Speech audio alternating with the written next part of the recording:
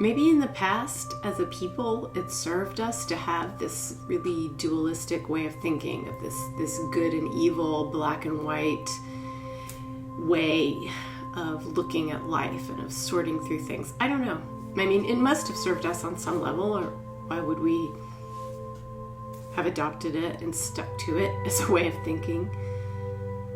I feel so intensely, I feel so strongly that one of the things that we are being called into in this time of enormous upheaval and change is a non-dualistic way of thinking, is the cessation of categorizing everything as one thing or another, and instead moving into a more unified, compassionate way of looking at ourselves and looking at all life, of recognizing that there are very few absolutes, that energy is a blend of everything. As I said to my friend Carol last week, everything is everything. I am thinking about this right now, particularly when it comes to energy and energy clearing. And I mentioned last week about the basement being the root chakra, or the foundation of my home, and needing to clean and clear out the basement. And this has just made me think about energy in general and energy clearing. And I've talked about this a lot, and I'm sure you've heard me talk about this before, that I'm a physical empath. And so when I was a kid, I can remember walking into rooms in my elementary school and knowing what was being discussed in the room before I got there, and more importantly, what people were feeling in the room before I got there, and I would feel it in my body physically. And I felt everything physically. I couldn't be in groups of people without getting sick. I remember several incidents of being in a football stadium and getting physically ill because of just so many people. I couldn't go to slumber parties. I couldn't do that kind of thing. No one talked about this in my world at that time. I didn't know what it was. I just thought I don't know what I thought, but it was how I experienced energy. So later in my life, when I did begin to learn about energy and the energy body and how we interact with one another, and I kind of understood, I started to understand, I'm feeling things that don't belong to me. I'm not just feeling other people's emotions, I'm actually taking them into my own energy, I'm carrying them around. So I learned all the things that you learn about energy and energy clearing, and these things have been really helpful to me. Things about grounding energy, drawing boundaries, touching the edges, knowing where I stop and other people start, knowing how to pull my aura in and out, knowing how to clear the chakras. As you know, I do a salt bath at least once a week and to clear energy. And I've also engaged with, and it's sometimes more than others, energy practices. Oh my gosh, what is the woman's name? The wonderful teacher of energy medicine, Donna Eden. The techniques that she teaches about zipping up, protection, basically, energy protection. If I'm going to go into a group of people, if I'm going to go into a shopping mall, if I'm going to walk down a crowded city street, I'm going to zip my energy, I'm going to pull my aura in, I'm going to protect myself. But I've been thinking about this lately, and I've been wondering, has the time come to shift the way I think about that? Is protection really what I want to be engaging with? Because the idea that I need to protect my energy implies that there is something that is trying to harm me, that there is some outside, that there is a danger. And do I really want to live my life that way, thinking there's a danger to me? Maybe this is just language and it doesn't really matter.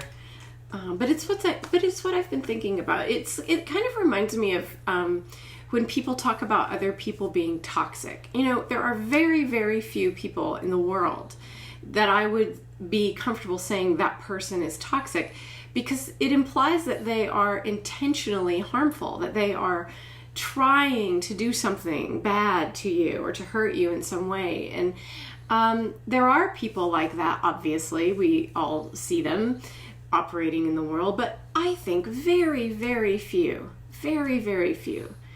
In religion, in spirituality, I often hear people speak in these terms, like this fear of evil spirit, or the fear of demons, the fear of encountering something bad, something that wants to harm me. And I wonder how much damage we actually are doing to ourselves when we focus in that kind of thought, when we focus in this dark and light sort of imagery that, that I want to keep myself safe because there's all this stuff out there that's trying to harm me. I'm not sure that's such a healthy way to think, such a healthy attitude to have. Especially because I think what we're so called into right now, what the world so desperately needs from us right now, is love and compassion and being able to see one another and hold one another in love and give love to one another. And can I really love you?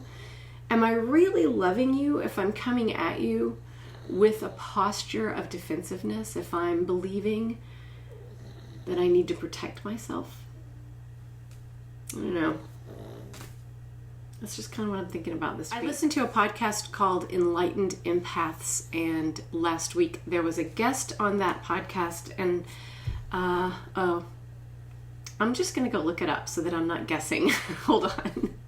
Okay, her name was Jean Hainer, and she has a book called Clear Home, Clear Heart, or Clear Heart, Clear Home. One of those two. I just looked it up. Jean Hainer.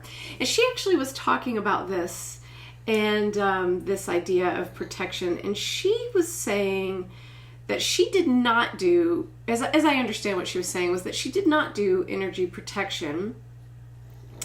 That when she was going into and she is defined herself as an extreme example of a physical empath, that when she's going into a situation where there's going to be a lot of other people, she reminds herself that I'm going to be feeling energy, but it's just energy. It's not mine, and it's just energy. So really it becomes about consciousness instead of defensiveness, just being conscious. So if I'm walking into a shopping mall, before I walk in, instead of doing all my stuff and locking myself down, I'm just going to say to myself, I'm going to be experiencing all kinds of energy. It does not belong to me, but I'm going to feel it, and I'm just going to let it move. So then I'm walking through the mall, I'm feeling it, I'm experiencing it, but I know that it's not mine. And because I know that it's not mine, I'm not going to hold it, soak it into my body. I don't know. I think it's interesting. I thought that was a really interesting way to think about it. And it's something that I'm certainly willing to consider, although I'm not certain that I'm willing to not zip myself up at this point. Because zipping myself up works. It works. It helps. I have a meditation on my website that is called the Eggshell Meditation, and it's one of my very favorite energy techniques for clearing and grounding and protecting my energy. If that's something that's of interest to you. And you know, if I'm honest, I can see in my life how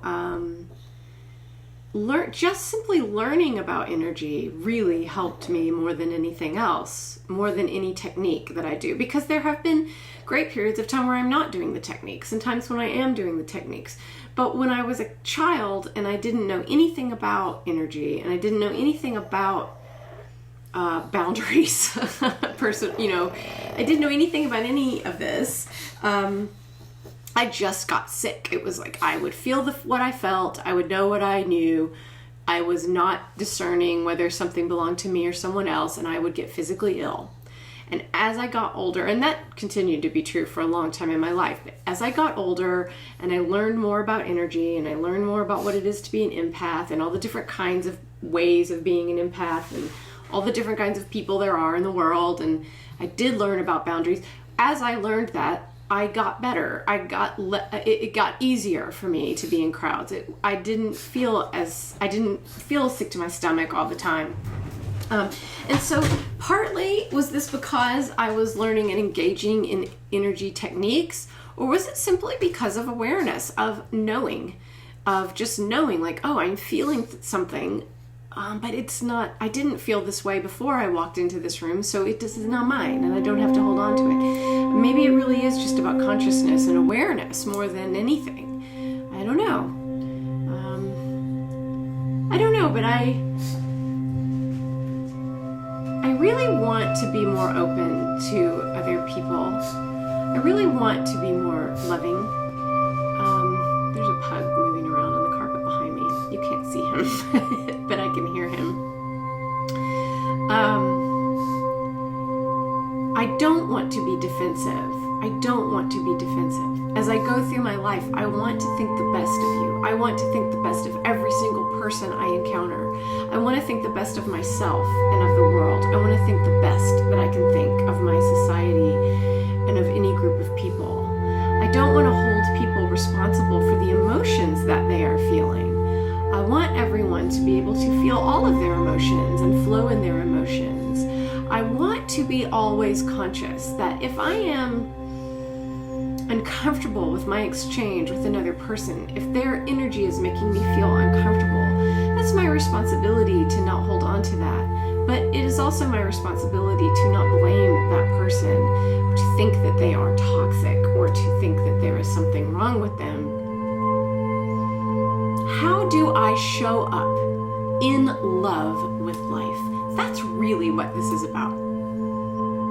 How do I meet you in every moment in love? Without defense, without defensiveness, without prejudging. How do I walk into every room filled with people with my heart open? How do I do that? I would like to do that. I would like to be in that place right now, where I'm not having any preconceived judgments or notions about anyone, where I'm thinking the best of others. It's a little tricky right now, isn't it? That's what I want to do. That's what I seek to do. That's what I seek to be. I want to be a beacon. I want to be a beacon of light. I want to be a child of light. Does that mean there has to be a darkness? I don't know.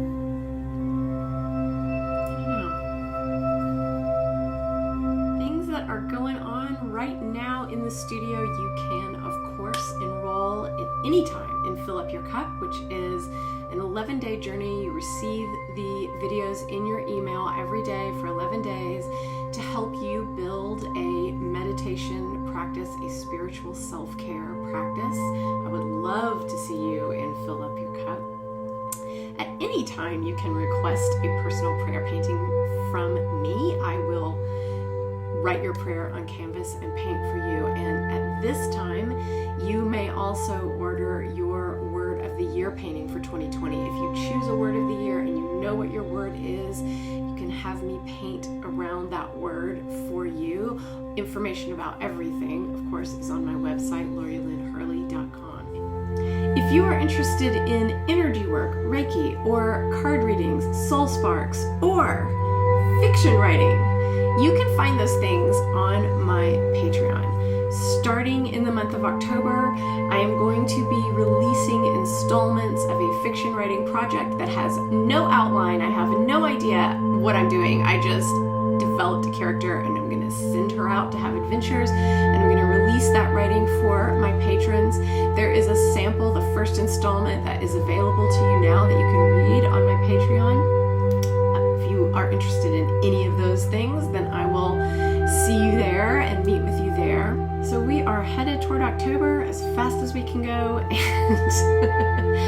it's my favorite month, so I'm glad and I'm happy that we're getting ready, hopefully, to have some autumn. Thank you, and thank you especially to my patrons, but thank you everyone who watches this, who shows up for me, who supports me. I love you more than I can say. Thank you for being here and listening to me. Let me know what you think. What do you think about energy protection? How do you feel about that way of thinking about life? I'm interested to know what you think. I love you, and I'll talk to you soon.